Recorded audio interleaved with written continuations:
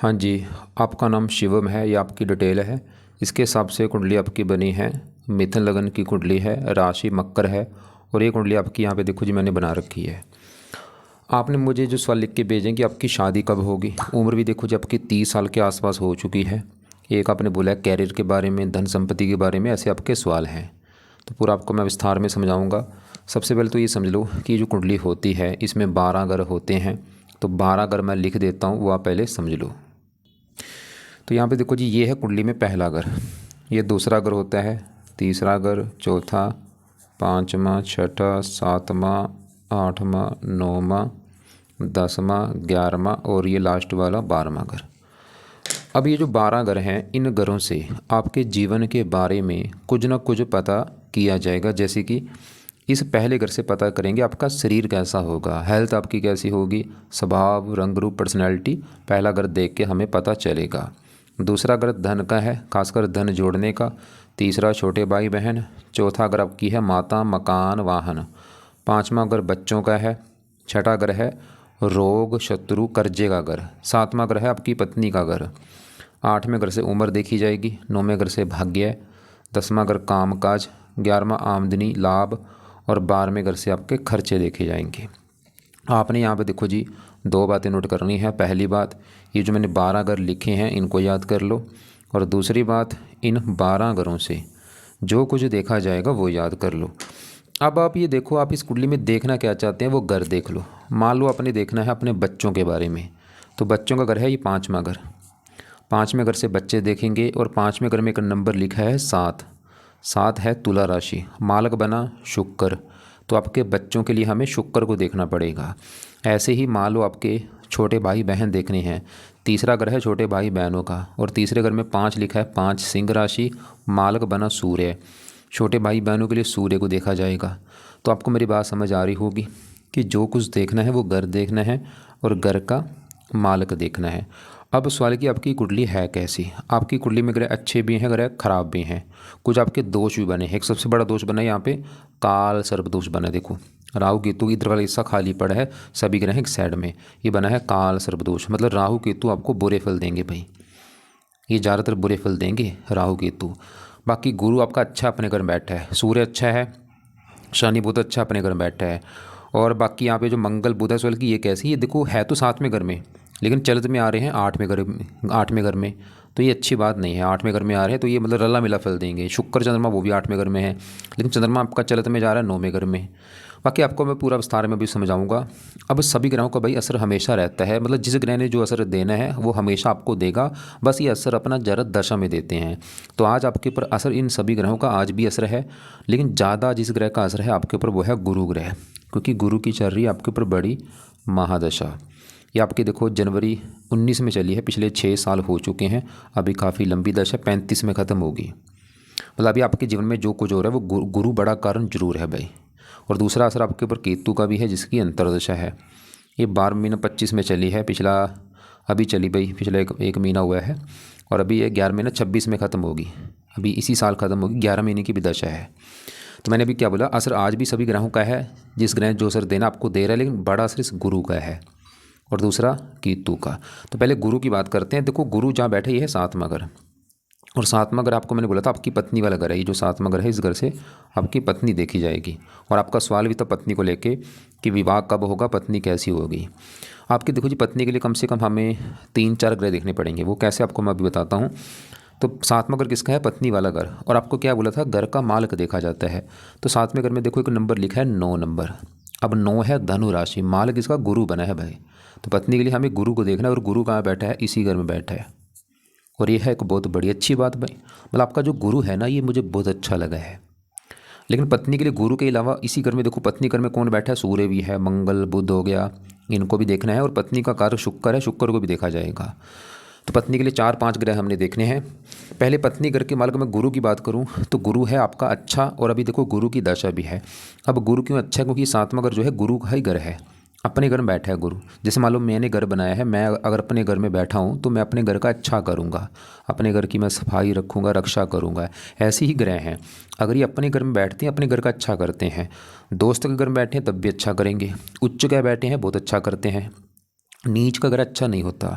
तो गुरु आपका अपने घर में बैठा है, अब गुरु अच्छा फल देगा क्या, क्योंकि सातवां घर है पत्नी वाला घर। गुरु ये दिखा रहेगा आपको भाई पत्नी का सुख अच्छा मिलेगा, पत्नी अच्छी होगी, धार्मिक होगी, परोपकारी, गुणी, समझदार होगी आपकी पत्नी, सभी गुणों से युक्त होगी पत्नी। और गुरु एक और घर का मालिक है, वो है ये 10वां घर। अब 10वां घर जो है ये भाई काम काज का घर होता है, जो आप नौकरी या कारोबार करेंगे 10वां घर देखना पड़ेगा। 10वां घर पिता का भी घर है, सरकारी काम, मान, प्रतिष्ठा 10वें घर से। और यहाँ पे भी हमें 10वें घर का जो मालक है वो देखना है। 10वें घर में क्या लिखा है, 12। 12 क्या है, मीन राशि। मालक कौन, गुरु। तो 10वें घर का भी मालक गुरु है और 7वें घर का भी मालक, मतलब 7वें घर का भी गुरु अच्छा कर रहा है पत्नी के लिए, और 10वें घर का भी गुरु अच्छा कर देगा। और 10वां घर काम काज का घर है, मतलब इस गुरु जो है ये आपके काम काज के लिए भी अच्छा है भाई, आपको काम काज का सुख अच्छा दे देगा ये गुरु। पिता का सुख, सरकार, मान, प्रतिष्ठा। लेकिन आपके काम काज में यहाँ पे केतु को भी देखेंगे, अभी उसकी बात मत करते हैं। तो अभी हमने गुरु की बात कर रहे हैं, तो हमें गुरु क्या देखा है कि गुरु आपकी पत्नी घर में बैठा है, पत्नी का सुख अच्छा दिखा रहा है, बल्कि पत्नी अच्छी होगी, गुणी, काम काज के घर का भी मालक है, काम काज, पिता, सरकार, मान, प्रतिष्ठा।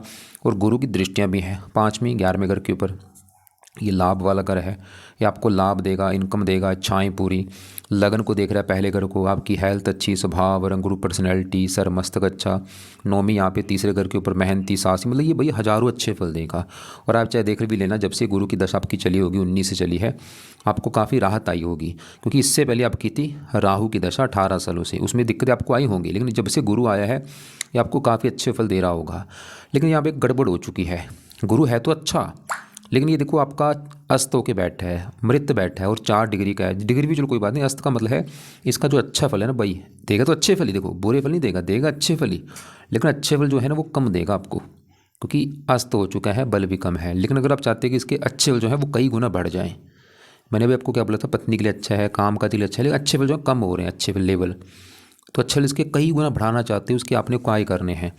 अब इसके उपाय में से जो पहला उपाय है सबसे बेस्ट, आप गुरु का मंत्र याद किया करो भाई। ये चाहे एक माला कर लो, 2 कर लो, 3 कर लो, और ये सुबह के टाइम अपने करना है, ज़रूर करना है, ये सबसे बेस्ट है काम। गुरुवार का भी, गुरुवार जो आएगा गुरुवार के दिन से शुरू करके रोजाना मंत्र करना है। मंत्र है ओम ब्रह्म बृहस्पते नमः। चाहे माला से कर लो, या वैसे 10-15 मिनट बैठ के ये जाप कर लिया करो। इसके कुछ पाठ भी हैं, अगर आपका टाइम लगता है वो पाठ भी पढ़ लेना, ज़्यादा अच्छा होगा। एक तो है बृहस्पति कवच का पाठ, एक है बृहस्पति स्रोत का पाठ। ये 2 पाठ है भाई, ये 2 पाठ भी 2-2 मिनट के पाठ है, 4 मिनट आपके लगेंगे। सुबह बैठ के इनको पढ़ना है या आपने सुनना है। इनको भी आप ज़्यादा भी पढ़ सकते हैं, वो भी आपकी मर्जी है। इनको चाहे 2-2 3-3 बार आप पढ़ लिया करो या सुन लिया करो। चौथा उपाय है, आपको अगर व्रत रखना आता है, इस बृहस्पतिवार का व्रत रख लो। जिस दिन बृहस्पतिवार होगा उस दिन बृहस्पति देवता का आपने व्रत रखना है, कथा कर लेना। और व्रत नहीं रखना आता कोई बात नहीं, रहने दो, आपकी मर्जी। देखो मैं यहाँ भी फोर्स नहीं करूँगा। 5वां उपाय है, बृहस्पति देवता की आरती कर लिया करो आप। आरती तो चाहे रोजाना इस पाठ पूजा के लास्ट में आरती आप कर लिया करो, 2 मिनट की आरती होती है। एक और उपाय है, इसके जो देवता हैं विष्णु जी हैं, तो विष्णु जी की पूजा उपासना भी आप कर सकते हैं, विष्णु जी के मंत्र जा सकते हैं, या विष्णु जी का एक पाठ है विष्णु सहस्त्र नाम का पाठ, वो पढ़ दिया करो। तो ये भाई बृहस्पति के पाठ हैं। मैं दोबारा बोल दूँ, गुरुवार के दिन से गुरु का मंत्र आपने जरूर करना है, चाहे माला से कर लो या वैसे। और ये जो पाठ बोले हैं चाहे इनको पढ़ना है या सुनना है। और व्रत कथा वो आपकी मर्जी है, आरती भी आपकी मर्जी है, विष्णु जी का पाठ बोला वो भी आपकी मर्जी। मंत्र पहला उपाय जो है ना ये मंत्र वाला, ये तो भाई जरूर करना है। बाकी उपाय चाहे करो चाहे ना करो, मंत्र आपने जरूर करना है। वैसे इसका ना पीला पुखराज भी धारण कर लेना आप, पीला पुखराज लेके राइट हैंड की उंगली में धारण आप कर लेना। जैसे आपका वेट है 100 किलो, 10.25 रत्ती का पीला पुखराज ले लो, तो शुक्ल पक्ष के पहले गुरुवार को धारण कर लेना। अभी अगर बजट है अभी कर लो, चाहे बाद में कर लेना। लेकिन आपने मुझे बोला था आपका वेट ज़्यादा है, 100 किलो वेट है। देखो वेट जो बढ़ता है ना गुरु की वजह से बढ़ता है वेट, क्योंकि चर्बी का कारक। अगर आपका वेट बढ़ रहा है गुरु कारण है भाई, तो गुरु की पाठ पूजा करते हो आपका वेट सही रहेगा, वेट को लेकर दिक्कत नहीं आएगी। लेकिन अगर वेट ज़्यादा है तो फिर तो गुरु का मंत्र, अभी ऐसे करो, मंत्र रतन ना आप बाद में दर्ज करना, कुछ महीनों या कुछ साल के बाद कर लेना रतन पीला पुखराज जो बोला है। अभी फिलहाल ये पाठ पूजा करो, इससे आपका वेट भी कम होगा और भी इसका अच्छा बढ़ जाएगा, जो थोड़ा बहुत बुरा फल है वो कम हो जाएगा। अब ये तो होगी गुरु की बात। गुरु हमने क्या मैंने आपको बोला था पत्नी के लिए 4-5 ग्रह हमने देखने हैं। गुरु पत्नी का सुख अच्छा लेकर बैठा है। अब इसी घर में सूर्य बैठा है, सूर्य भी आपका अच्छा, क्योंकि ये 7वें घर में यहाँ पे गुरु घर में बैठा है, दोस्त के घर में आया है एक मेहमान बन के। जैसे मान लो मेरे घर में एक दोस्त अगर मेरा आता है, वो मेरे घर का अच्छा करेगा, क्योंकि वो मेरा फ्रेंड है, घर में एक मेहमान बन के आएगा। तो सूर्य भी दिखा रहा है कि आपकी जो पत्नी है, सूर्य का अपना घर है, ये तीसरा घर, यहाँ पे जो 5 लिखा है मालक सूर्य है, ये आपकी पत्नी को काफ़ी मेहनती बनाएगा, पराक्रमी, उद्यमी, साहसी, थोड़ा सा सूर्य है क्रूर, थोड़ा सा पत्नी हल्की सी क्रोधी भी होगी। वैसे गुरु की वैसे पत्नी आपकी सभी गुणों से युक्त होगी, बुद्धिमान, धार्मिक। अब इसी घर में मंगल और बुध बैठे हैं। अब यहाँ पे देखो देखने वाली बात है, आपको दिख रहा होगा मंगल कहाँ बैठा है, 7वें घर में, मुझे भी दिख रहा है। लेकिन भाई मंगल को अगर चलते कुंडली में देखा जाए, इसका मंगल का जो बड़ा हिस्सा है ना वो 8वें घर में जा रहा है, मतलब मंगल 7वें घर के फल नहीं देगा। फल किस घर के देगा, 8वें घर के। तो इसकी अब मंगल मतलब ज़्यादा फल 8वें घर के देगा, इसकी अभी बात करते हैं, क्योंकि 7वें घर के तो फल देगा नहीं। अब इसी घर में बुध बैठा है, बुध भी देखो 7वें घर में बैठा है, लेकिन बुध भी जो चलत में जा रहा है वो 8वें घर में जा चुका है, मतलब 7वें घर के सिर्फ ये गुरु सूर्य ही फल देंगे, मंगल बुध उठ के चले गए हैं 8वें घर में। बाकी देखो पत्नी के लिए शुक्र को देखा जाता है, अब शुक्र भी आपका 8वें घर में बैठा है, खराब घर। ये 8वां घर अच्छा घर भाई नहीं होता, मतलब शुक्र जब 8वें घर में होता है तो ये भी आपके विवाह में देरी कर देगा, और विवाह के बाद थोड़ा सा पत्नी से मनमुटाव होगा। और मंगल क्योंकि 8वें घर में होगा, जब देखो मंगल जो है ना, जब पहले घर में, चौथे घर में, 7वें, 8वें या 12वें, इन घर में बैठता है तो बनता है मंगल दोष। तो मंगल दोष के 2 नुकसान होते हैं, एक तो नुकसान ये होता है कि विवाह में देरी होती है, दूसरा विवाह के बाद थोड़ा सा पत्नी से मनमुटाव होता है। अब मंगल है तो 7वें घर में, लेकिन मैंने अभी आपको बोला चलत में है 8वें घर के ऊपर, चाहे 8वें घर में चाहे 7वें घर में मंगल दोष तो बनेगा, मतलब आपके विवाह में अगर देरी हो रही है वो मंगल दोष भी कारण है भाई। अब मंगल दोष कर आप चाहते हैं कि मंगल दोष आपका ख़त्म हो जाए, तो आप इसके लिए हनुमान जी के पाठ पूजा किया करो भाई, हनुमान जी का कोई ना कोई पाठ सुबह शाम जरूर पढ़ो, क्योंकि मंगल आपको और भी दिक्कतें देगा। ये जो 11वां घर है ना आपका भाई, ये देखो 11वां घर किसका है, लाभ वाला घर, ये लाभ, इसे लाभ घर कहते हैं। इनकम आपकी इस घर से देखी जाएगी, कमाई जो आपकी होगी, बड़े भाई बहन, इच्छा पूर्ति, 11वां घर। 11वें घर में क्या लिखा है, 1, मालक कौन है, मंगल, कहाँ बैठा है तो 7वें घर में। अगर 7वें घर में होता चलो काम चल जाता, लेकिन ये 8वें घर में जा रहा है भाई, खराब घर में जा रहा है, ये अच्छी बात नहीं है। इसकी वजह से बनेगा लाभ भंग योग, मतलब मंगल आपके काम काज में प्रॉपर आपको लाभ होने नहीं देगा, इनकम को लेकर दिक्कतें आएंगी आपको, काम काज में मतलब प्रॉपर आपको प्रॉफिट नहीं होगा, इच्छाएं पूरी ना होना। और मंगल 6ठे घर के मालक है, रोग देना, शत्रु। तो मंगल के लिए चलो ज़्यादा नहीं, मैं इसके जो देवता हनुमान जी की पूजा उपासना करूँ, इससे आपका मंगल सही हो जाएगा भाई। मंगल का और भी आपका जो दोष बना है ना, राहु केतु वैसे जो काल सब दोष वो भी सही होता है। तो हनुमान जी के पाठ ज़्यादा से ज़्यादा पढ़ा करो भाई। अब आपके पहले देखो मैं यहाँ पे शनि की बात कर रहा हूँ, शनि आपका बहुत अच्छा है। शनि जहाँ बैठा ये है 9वां घर। अब 9वां घर पहले समझो किसका होता है, 9वां घर होता है भाग्य घर, भाग्य देखना है 9वां घर। अब 9वें घर का हमने मालक देखना है, 9वें घर में लिखा है 11, मालक होना है शनि, कहाँ बैठा है, इसी घर में। तो आपका शनि क्यों अच्छा, मैंने बोला ये 9वां घर इसी का घर है, अपने घर में बैठा है। जैसे गुरु अच्छा था ना आपका, इसी घर में बैठा है अपने घर में, शनि भी आपका अच्छा है क्योंकि इसी का घर है। ये जो 11 है कुंभ राशि है, तो शनि तो ये दिखा रहा है कि आपको भाई भाग्यशाली बनाएगा, आपका भाग्य साथ देगा, आप धार्मिक होंगे और भी। बाकी शनि की दशा अच्छी जाएगी। अब शनि की दशा कब है, ये 35 के बाद चलेगी। अभी जो गुरु की दशा वो भी अच्छा है, 35 के बाद जो शनि है वो भी सही है आपका, उसमें आपका भाग्य साथ देगा। शनि 8वें घर में यहाँ पे जो दशा लिखा है, इस घर का भी मालिक शनि है, उम्र के लिए अच्छा है। अब शनि भी देखो आपको भी दिख रहा है 9वें घर में है, मुझे भी, लेकिन चलते में इसका भी जो आधा हिस्सा है वो 10वें घर के ऊपर है। तो शनि 10वें घर का भी अच्छा कर देगा, काम काज, मान प्रतिष्ठा, सरकार, पिता। आप शनि के भी जुड़े काम कर सकते हैं। आप मुझे बोल देना कि काम लिख के भेज दो, जहाँ तो आप देखो आपके पास 2 ऑप्शन है। अगर काम धंधा करना है सबसे ज़्यादा बेस्ट ऑप्शन है गुरु के जुड़े काम करो, क्योंकि 10वां घर जो आपका काम काज का घर है, उस घर में जो 12 लिखा है मालक गुरु, और गुरु की भी दशा भी है, तो गुरु के जुड़े काम करो, या आप शनि के जुड़े भी काम कर सकते हैं। अब आपके देखो जी, मैं बात पहले करता हूँ, ये जो दोष बना है ना आपका राहु केतु, क्योंकि ये सबसे नेगेटिव पॉइंट मुझे लगा है, मतलब कुंडली में सबसे जो बुरी बात है यही है कि दोष आपका ये जो बना है काल सर्वदोष। इसका नुकसान क्या होता है, देखो ये दोष कई प्रकार के होते हैं। जो काल सर्वदोष है बनता कब है, जब एक हिस्सा खाली होता है, मतलब देखो राहु केतु के इधर वाला, देखो इधर वाला पूरा हिस्सा आपको खाली दिख रहा होगा, परला वाला, सभी ग्रह हैं इस साइड में। तो दोष कई प्रकार के होते हैं, 12 दोष होते हैं, इनके सबके अलग अलग नुकसान होते हैं जी। जहाँ बैठते हैं ना उन घरों को ख़राब करते हैं। अब केतु कहाँ बैठा है, 10वें घर में, तो 10वें घर को लेकर दिक्कत आना, कि राहु बैठा है 4थे घर में, 4थे घर को लेकर दिक्कत आना। चौथा घर है माता, मकान, वाहन, भूमि, संपत्ति, जमीन जायदाद, इन संबंधी दिक्कत आना। केतु 10वें घर में है, काम काज में दिक्कत आना। लेकिन अब इनका भी देखो, यहाँ पे भी देखो, ध्यान समझो मेरी बात। केतु कहाँ बैठा है, 10वें घर में, मुझे भी दिख रहा है, आपको भी दिख रहा है, लेकिन चलते में भाई इसका भी जो बड़ा हिस्सा है कहाँ जा रहा है, 11वें घर के ऊपर। और राहु 4थे घर में है, लेकिन राहु का बड़ा हिस्सा आ रहा है 5वें घर में।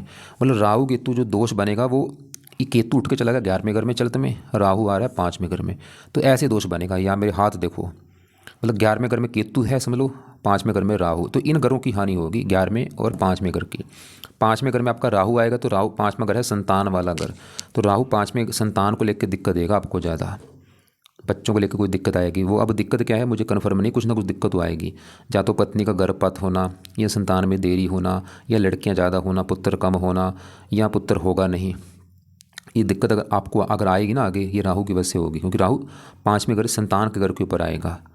और केतु 11वें घर में जाएगा, 11वां घर है इनकम, लाभ, इच्छाएं पूरी।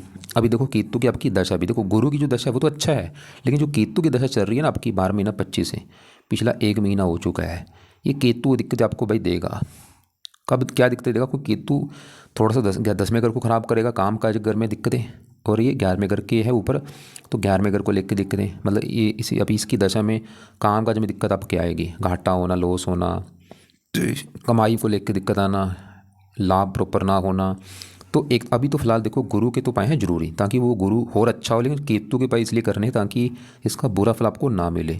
तो कम से कम भाई जब तक ये केतु की दशा आपकी है 11 महीने की, तो केतु के पाठ किया करो आप। हाँ जी, मैं बात कर रहा था कि केतु के आप उपाय जरूर करो, क्योंकि देखो जिसकी दशा होती है उसका उन ग्रहों का हमारे ऊपर असर ज़्यादा होता है। तो अब केतु के आपने जो उपाय करने हैं जब तक दशा है वो आपने करने हैं। पहला उपाय है केतु कवच का पाठ पढ़ा करो, या इसको आपने पढ़ना है या सुनना है। दूसरा केतु स्रोत का पाठ। अब ये 2 पाठ देखो, जो आप शाम को बैठ जाओ या रात को बैठ के दोनों पाठ आप पढ़ने हैं या सुनने हैं, और आपकी मर्जी, चाहे इनको 1-1 बार पढ़ लो या 2-2 बार पढ़ लो, चाहे 3-3 बार पढ़ लो। तीसरा है केतु का दान करो जितना हो सकता है। दान की वीडियो आपको मैं भेज दूंगा, उसको देख लेना आप। वैसे इसका एक मेन दान है कुत्तों को रोजाना रोटी वगैरह डाल दिया करो। अब क्योंकि जो दोष बना है राहु केतु की वजह से, मैंने बोला था ये उन घरों को खराब करेंगे जिन घरों में बैठे हैं। अब राहु चौथे घर में, चौथे घर को थोड़ा सा करेगा, ज़्यादा नहीं, क्योंकि बड़ा हिस्सा इसका 5वें घर में है। अब चौथे घर को अगर करेगा, क्या करेगा? चौथा घर है माता का घर, मकान, वाहन, भूमि, संपत्ति, जमीन, जायदाद, इनको लेके थोड़ी सी दिक्कत आना, मतलब माता संबंधी कोई चिंता होना, मकान, वाहन, भूमि, संपत्ति, जमीन, जायदाद थोड़ी बहुत ही, क्योंकि बड़ा हिस्सा फिर भी 5वें घर के ऊपर है, और 5वें घर को ज़्यादा करेगा राहु खराब। 5वां घर किसका था? संतान, पढ़ाई, बुद्धि, इनको लेके दिक्कत आना। तो राहु का अभी चलो दशा इसकी है नहीं, दशा वैसे इसकी राहु की पहले निकल चुकी 19 से पहले, अभी तो गुरु की दशा है।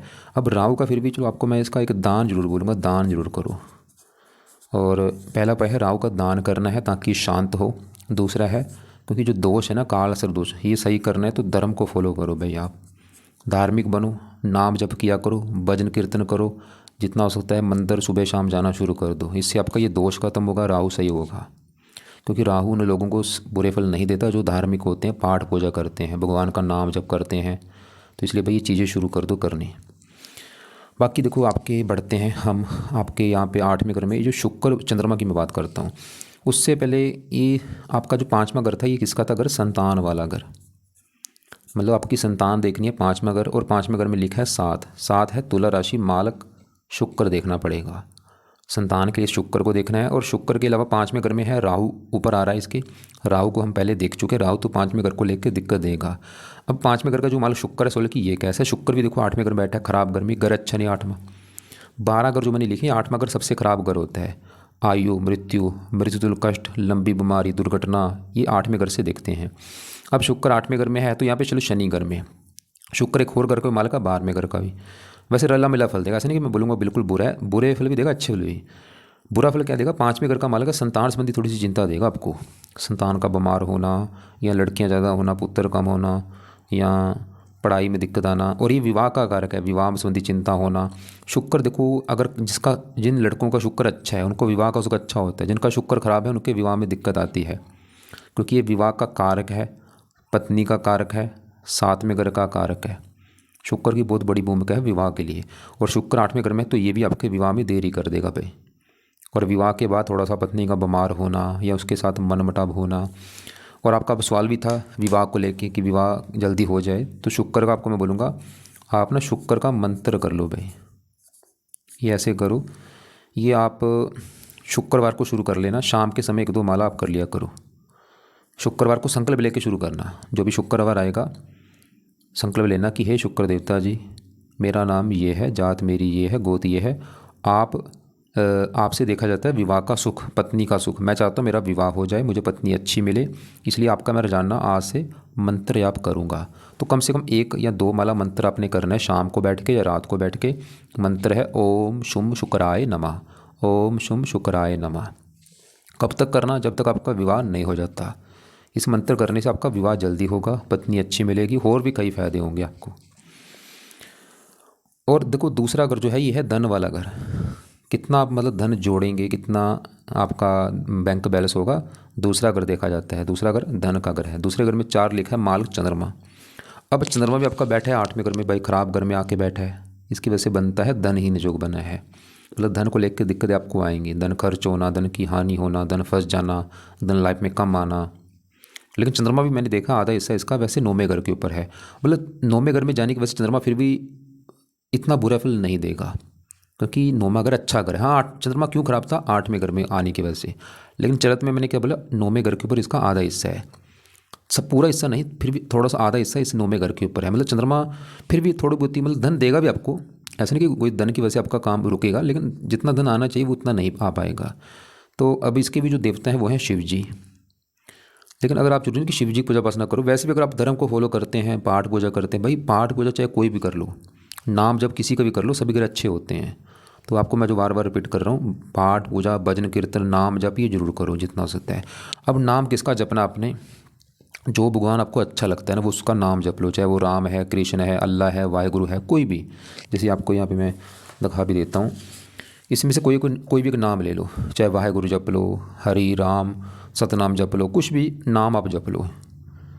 तो नाम कब जपना है? सबसे बेस्ट समय होता है सुबह का। सुबह अपना 10-15 मिनट कम से कम आपने जरूर जपना है। जैसे मान लो आपको लगता है कि आप कृष्ण जप सकते हैं तो कृष्ण का जप लो, पूरा हाथ जोड़ो, बैठ के पूजा स्थान में आंखें बंद करो, हरे कृष्णा ऐसे जपना है। चाहे राम जप लो, राम राम, कम से कम 10-15 मिनट तो जरूर आपने जपना है भाई। सुबह का टाइम ज़्यादा बेस्ट है, अगर शाम को जप सकते हो वो भी बेस्ट है। मतलब चाहे दोनों टाइम जप लो या सुबह का टाइम जरूर रख लेना आप।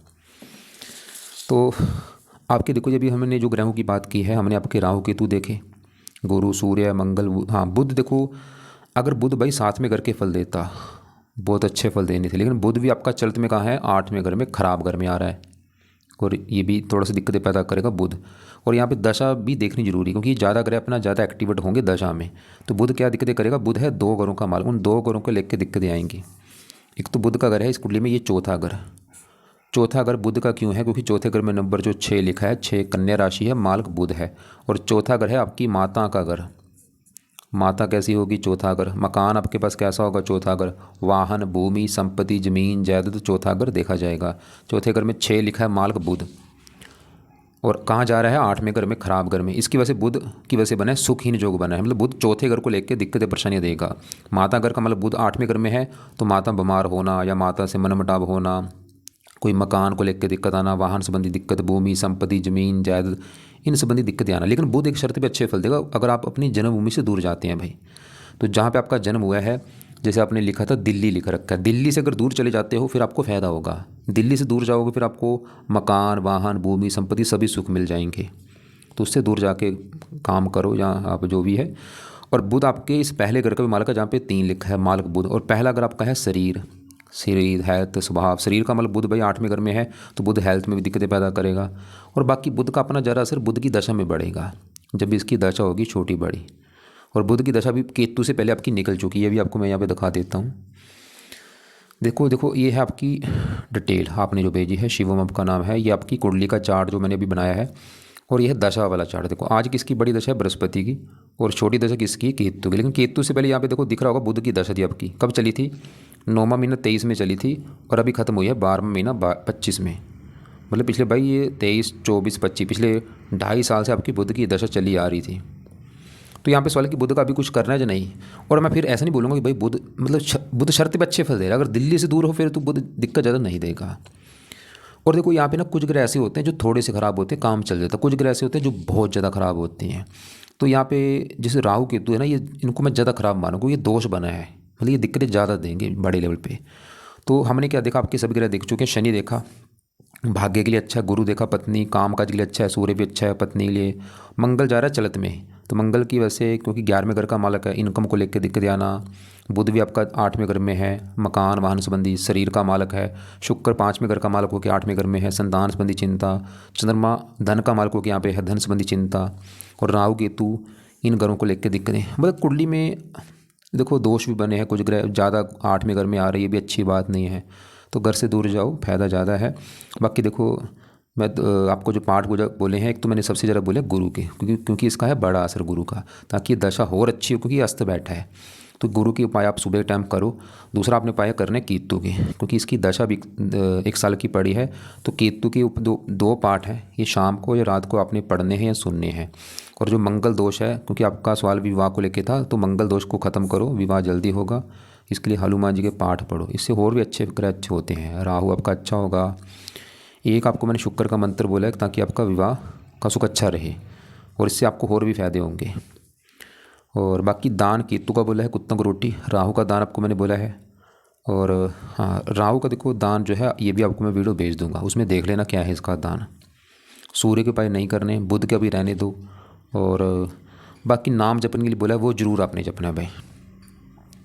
तो उम्मीद करता हूँ जो मैं आपको समझाया मैंने समझ आ चुका होगा। रत्न आपको मैं बोला गुरु का पुखराज ना कुछ समय के बाद दान कर लेना, हो रत्न कोई दान मत करना, पुखराज कर लेना, क्योंकि अभी आपकी गुरु की दशा भी है। पीले कपड़े ज़्यादा पहन सकते हो, सभी कपड़े पहन लो, बस नीले कपड़े थोड़े से कम पहना करो, पीले कपड़े खासकर ज़्यादा पहना करो, पीला दान मत करना भाई। तो सवाल की पत्नी का सुख कैसे, देखो गुरु पत्नी के लिए अच्छा है, सूर्य भी अच्छा है। हाँ, मंगल दोष की वैसे विवाह में देरी, थोड़ा सा मनमुटाव। शुक्र भी 8वें घर में, वो भी थोड़ा सा विवाह में देरी और हल्का सा पत्नी से मनमुटाव होगा। वैसे ठीक ठाक है, लेकिन क्योंकि गुरु आपका बहुत अच्छा है, पत्नी घर का जो मालक है गुरु, तो ये घर की पत्नी बहुत अच्छी होगी भाई, गुणी समझदार बल की पत्नी आएगी, आपका भाग्य साथ देगा। मतलब पत्नी का ठीक ठाक है, बस बाकी यहाँ पे भी डिसाइड होगा जिसके साथ आपका विवाह होगा, वो दोनों की कुंडली जब मैच होगी ना, फिर पूरा फलादेश सही होगा कि उसका साथ में घर कैसा है, उसके साथ में घर में कौन से ग्रह बैठे हैं। बाकी देखो आप ऐसा करना, आपको लग रहा है कि अभी भी कोई बात समझ नहीं लगी, कुछ पूछना होगा, या तो अपना सवाल लिख के भेज देना, या मुझे आप कॉल करके पूछ लेना। कॉल दोपहर के बाद कर लेना, और हो सके एक बार मैसेज कर लेना कई बार, क्योंकि मैं कॉल नहीं उठा पाता। वैसे कॉल करके एक बार देख लेना, अगर उठा ली ठीक है, नहीं तो मैसेज करके आप फिर मुझे कॉल कर लेना।